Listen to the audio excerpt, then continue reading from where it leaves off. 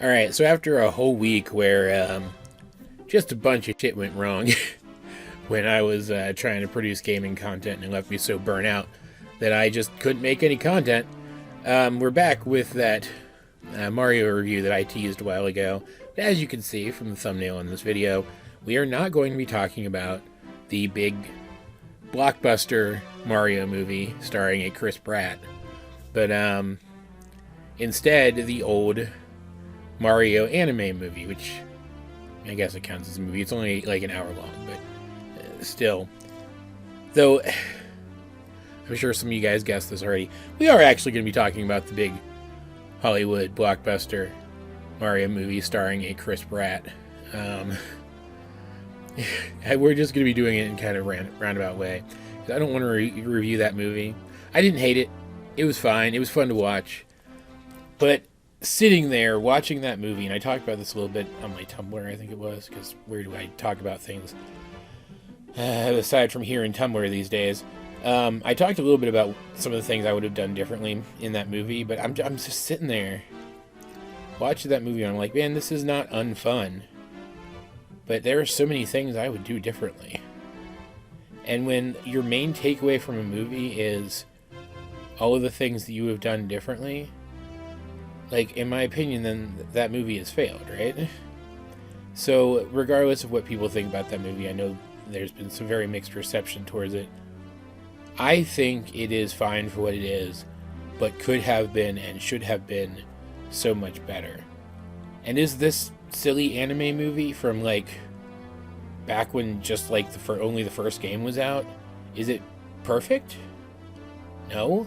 Like, no, definitely not. There's some really silly stuff in here, like some dated portrayals and stuff. Like, first of all, they had no idea what they were doing with Luigi's character yet, obviously, since it was all so new. But there's also, like there's a scene where Mario turns into a Mexican stereotype for a second. That, like it's a Japanese production, and Japan's a little weird about racial stuff, but I don't think that would be in a movie now. Even a Japanese movie, like if it was made as like a special like this, you know. And there's definitely some elements in here that were only here because there wasn't a lot of Mario lore yet for them to draw from. Additional characters that were invented specifically for this movie. But overall, I feel like, and this is so weird because I didn't watch this until after I had watched the Chris Pratt one, but I feel like this one is so much closer to what I imagined a Super Mario Brothers movie would be. It's actually kind of bizarre. So, including what I did talk about on the Tumblr that's relevant to this specifically, as well as some additional thoughts I had, let's go over very briefly what I would have done differently in that big budget Mario movie. First of all, that movie's super bloated. So much stuff happens. I feel like it's too much. I feel like so much of the crap that was in that movie should have been saved for sequels or spin-offs, assuming that they're going to do those. All the stuff with the Kongs should have been its own thing. Like, we probably should have gotten a story with the Kongs themselves first. And, like, I know I'm franchise building, and that's a thing that actually hurts Hollywood movies these days, but let's not kid ourselves. They were trying to jump off a franchise here. So let's assume that was the case, and actually think it through that way. The Kongs should have gotten their own thing first, and then that should have been saved for a sequel. All the Kong stuff in the Mario movie should have been saved for a sequel. As should all of the stuff with the Mario Kart stuff. That didn't need to be here, because the early Mario stuff was always about going on like a Tolkien quest, a journey, where the characters move from one location to the next, proving themselves over and over again on their way to a location where a big story-driven confrontation happens. Something that actually moves the plot forward. And you could argue that that's what happened in the Super Mario Brothers movie too. But all of those little set pieces leading up to the big confrontations were simple. The only characters were enemies that they had to outsmart and overcome. And in a video game, you do that by being good at platforming and item collection. But in a movie, it should have been something more cerebral. Which brings us to the second change I would have made. The power-ups wouldn't have just been there whenever they needed them. That was stupid. I would have done it more like the power-ups were MacGuffins that needed to be collected, or items that could only be used if you unlocked them by, what's the word I'm looking for, displaying certain traits. Something like that. And I would have kept to the initial plot of the game. Peach has been taken by Bowser, assumedly so that he can try to force her to marry him, since that ends up being his motivation in later aspects of the franchise. I don't know if it was in the original game or not. I don't know if that's confirmed. I know a lot of lore about the original game, weirdly enough, but I don't know that. I would have kept that in, but I would have given Peach more to do than just stand around in a dungeon. So keeping those things in mind, I would have made it a quest. I would have kept it simple, and I would have made Peach the object of the story, the destination, while still giving her stuff to do. Let's keep all that in mind while we talk about this Mario anime movie. Weirdly enough, the Mario anime starts a lot like the Hollywood Mario movie did, with us getting to see a little bit of Mario's life in the real world. We don't get to see a lot of it, because this is a very short movie. It doesn't have a lot of runtime to really expand things. We get to see enough. He plays side-scrolling platform video games, so he is going to have some idea of how things work going into this adventure already. And rather than being plumbers, he and Luigi work at a grocery store. In fact, it seems like they own it. Which is strange, because the element of them getting to the Mushroom Kingdom through a pipe is here. And, like, they'd clearly been plumbers in a previous game at that point. So I don't know why they didn't go with the plumber thing. But it's fine. It doesn't actually impact anything. But what's interesting here is that obviously Mario is infatuated with Peach as soon as he sees her. Right? That's an aspect of his character that's pretty well established. In this, though, for whatever reason, I don't know why they decided to go this route. Because again, they could have done it with the plumber thing. She could have ended up coming through a pipe, right? But she ends up coming through the TV.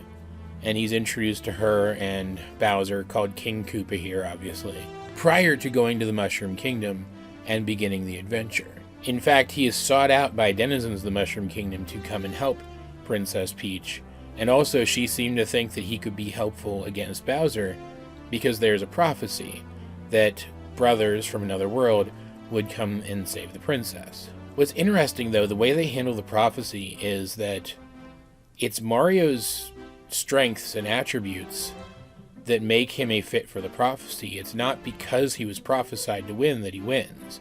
It's because of the kind of person he is that he was prophesied to be the one who can do this. Which is how I like prophecy stories to go. In fact, they outright say it at the end of the movie. He's able to defeat Bowser using the 3 power-ups that he has to quest for. But it's said at the end of the movie that he was only able to tap into the power of those power-ups in the first place because of his distinct sense of love and bravery. It's the kind of person that he was that allowed him to use them. And we see this multiple times throughout the movie. The main format of the movie is that Mario, Luigi, and this little blue dog thing is not really important, I promise, will journey from one place to another, and most of the side-scrolling platforming stuff from the games is shown off here during the trips from one major location to another, which is a little contrary to how the games work, because usually when you go from one location to another in a game, you're just walking along a boring straight line on a map. But I understand why they did this. It was to save time, because again, the runtime of this thing is really short. So really, those elements are only shown off in montage. And then they reach a location, and they have to overcome some problem with either cleverness or just rush to action, like knowing when to rush to action, or having the right physical skills. And we see a little bit of the kind of characterization that Luigi would eventually get. Mostly he's portrayed as greedy in this. He's here because he thinks there will be riches in the Mushroom Kingdom that he can take back with him. But we see that he's also meek, and he takes his lead from his brother, which does fit with Luigi's characterization later. But Mario is characterized here basically the way he is in the rest of the franchise. He is a take charge, take action, skilled and competent hero who may occasionally get in over his head, but he's still smart enough and skilled enough that he can work his way out of most situations. And he is a good jumper, and he's fast, and he's good at dodging things, which are skills that in the blockbuster Mario movie, like, Mario also had those, but he had to go through what I thought was a really lame and lazy training montage first to get them, even though there were plenty of reasons why he might have had them before that. And so at the end of the day, in that big budget blockbuster Mario movie, it didn't feel like Mario had any specific skills that only he brought to the table. He was just as skilled as everybody else around him. He was just another body on the battlefield. And that really bummed me out, because by the end of the movie, when he used the Superstar to defeat Bowser, it didn't feel earned. It just felt like it was one more power-up that he had happened upon while using the skills that somebody else had taught him. But here, each time Mario gets one of the power-ups, he earns it. Like the first one, he finds Luigi in a mushroom patch that some Goombas tricked him into stumbling upon, having eaten some mushrooms that have odd effects on his body, making him laugh, cry, or angry. And Mario not only immediately starts reasoning out how to use the effects of these mushrooms to stabilize his brothers so they can get going, but he has the forethought to bring some of the mushrooms with him because their effects might be useful, and he's able to use them to pacify some baby flying Koopas, giving him the time to get a view of his surroundings and find the first power-up. And then those baby Koopas even end up helping him and Luigi a little bit because he fed them. And they even, through this, incorporate an aspect of the original games that I don't ever see talked about. The fact that originally Bowser's power was that he could transform things. He transformed the denizens of the Mushroom Kingdom into objects to pacify them and prevent them from stopping his advance. And so this gives him general transformation powers, which was cool, and I'll talk about that in a minute. But also, the coins that they find here, to Luigi's chagrin, are toads transformed into coins, and Mario saves them by releasing the power-up. That's cool. That's a cool interpretation of the lore of the original games, because the other thing is, okay, so in the original games, this is a weird tangent, in the original games, Bowser specifically turned them into the bricks that you break, which has some people thinking Mario is murdering people by breaking bricks, but no. This is the actual lore, and it's kind of stupid, but this is the actual lore of the original game. He's releasing them by doing that, and the items that he gets out of those bricks from time to time are the rewards that they give him as thanks for releasing them. So having them transform from treasure into the toads is an interesting way of incorporating all of that in a way that isn't so gamey, right?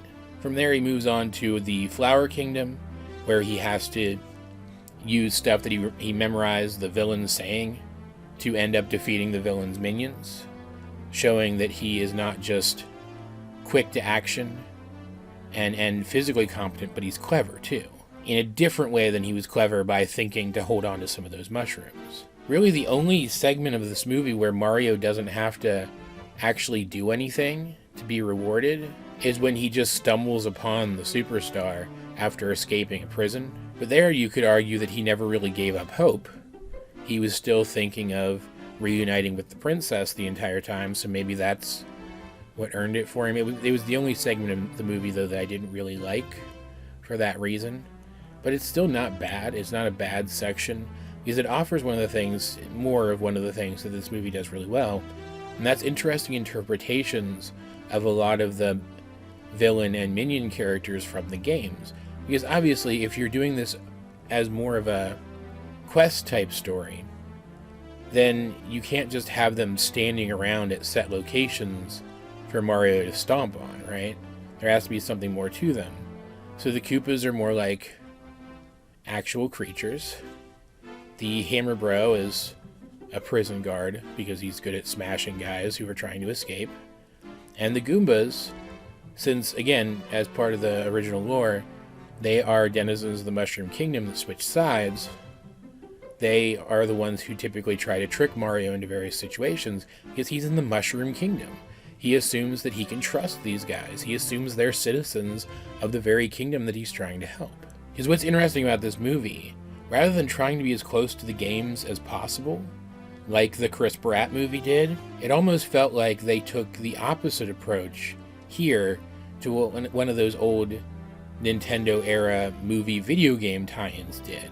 Taking elements from the video game and turning them into like a side-scrolling adventure or something. Here, they took a side-scrolling adventure and thought, well, what would the movie that was adapted into this have looked like? And then they made it.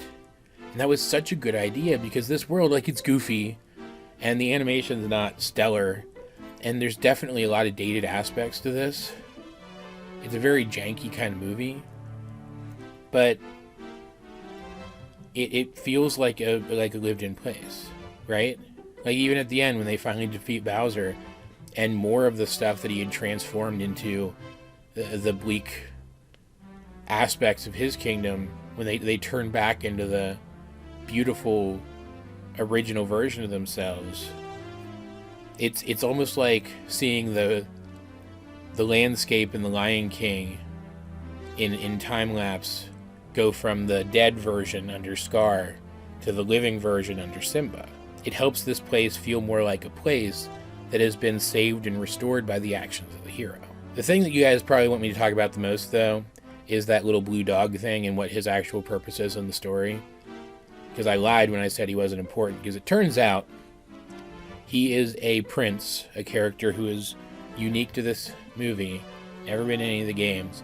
A prince who is, similarly to how Mario was prophesied to be the one who was able to save the kingdom, he is prophesied to be someone that Princess Peach will eventually form a relationship with and end up marrying, signified by the fact that they both wear the same necklace. And I know some people, the only thing I knew about this movie going into it was that this character was a thing and that a lot of people don't like it. But I do. I think it works really well because regardless of the fact that they're the core pairing in the franchise, I have never really seen Mario and Peach's thing as romantic. Like, I get that he has kind of a crush on her, but I kind of see her relationship to him as like cute little brother, you know? And throughout this entire movie, Mario has been pining for Peach. But again, this is a short movie. It doesn't have much of a runtime, so they need a shorthand way to show Mario coming to terms with the fact that this is not a romantic relationship, and showing that he is still a good person and still the hero that we saw this entire time within the context of that. So this prince shows up.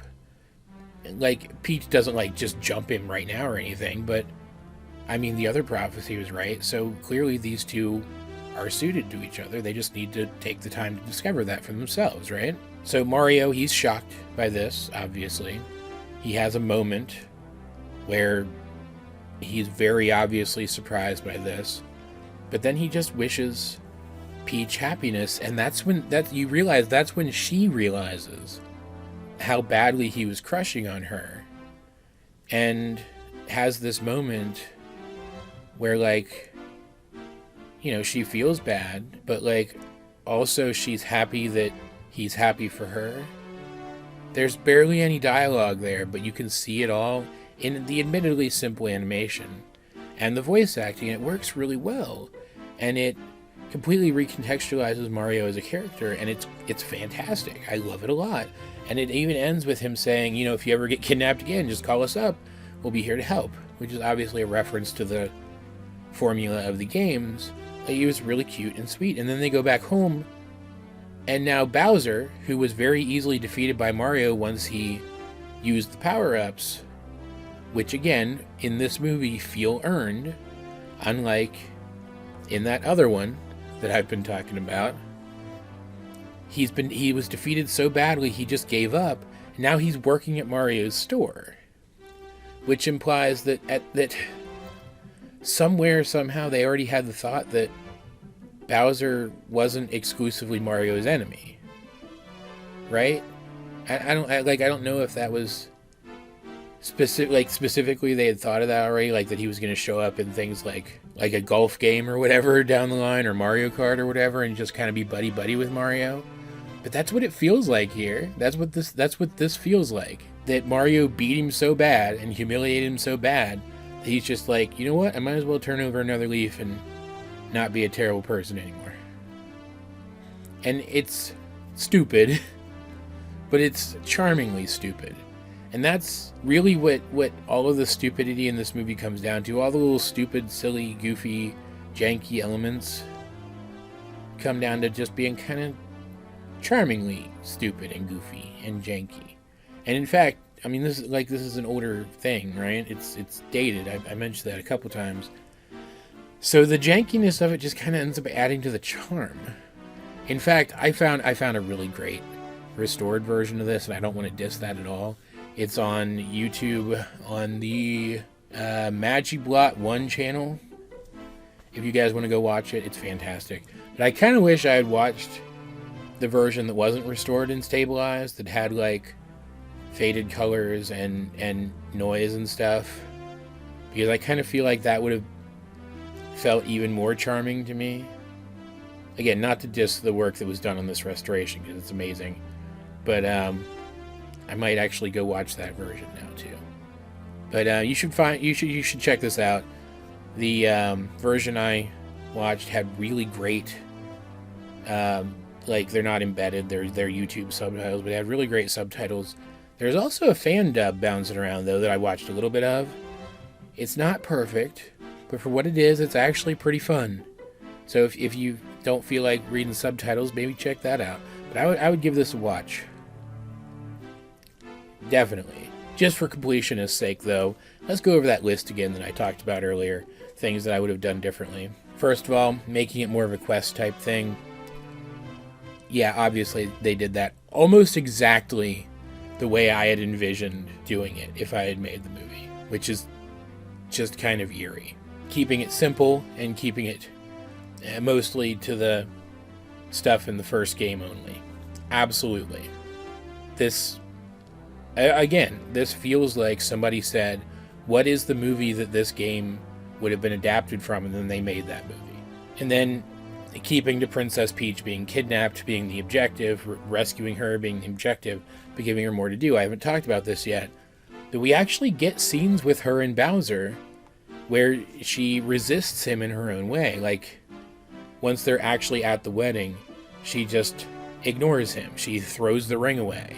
Little things to distract and buy herself time. But earlier, she almost outsmarts Bowser.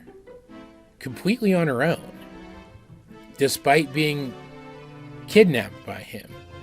I mentioned earlier that they give Bowser transformation powers in this to keep in line with the fact that he was said to have used magic to transform the denizens of the Mushroom Kingdom. So she gets him turning into different things, which incidentally gives us Proto-Bowsette. I think the modern one's better. And eventually, just, telling him, change into this. She's like, well, change into a small, cute teddy bear. And he's like, okay, does it. And she puts him in a little lockbox and locks it. It's only because he's able to, transform the lockbox out of his way when he turns back that he's able to get free. If it weren't for that specific ability of his, she would have won. Which is exactly the kind of thing I was thinking of when I said they should keep to the original goal of the first game, but still give Peach more to do. It's eerie how close some of the specific details in this silly old anime movie are to what I originally envisioned the Super Mario Brothers movie to be, and what I think it should have been. Like, could you imagine a big budget, stretched out, feature-length version of this thing with the kind of animation that we had in that ChrisP movie? I think that genuinely would have been better than what we got. Maybe it wouldn't have been as engaging for little kids, but I think it would have been a much better movie. So yeah, check this one out. Again, no hate if you love the Mario movie. I don't think it's bad. I just, I think this isn't bad either. So if you guys have seen the old Mario anime movie, I think this the specific title of this is like Mission to Rescue Princess Peach or something. What did you think of it? And if you haven't seen it, are you going to go check it out here on YouTube, on one of the various channels that have it based on the recommendation in this video? I'm very curious to know. Let's get a discussion going in the comment section down below. While you're down there, you might as well check out the links to my various social medias, as well as the many ways you can help out the channel. Those will be in the video description. But either way, this has been AJ22, and I will talk to you guys later.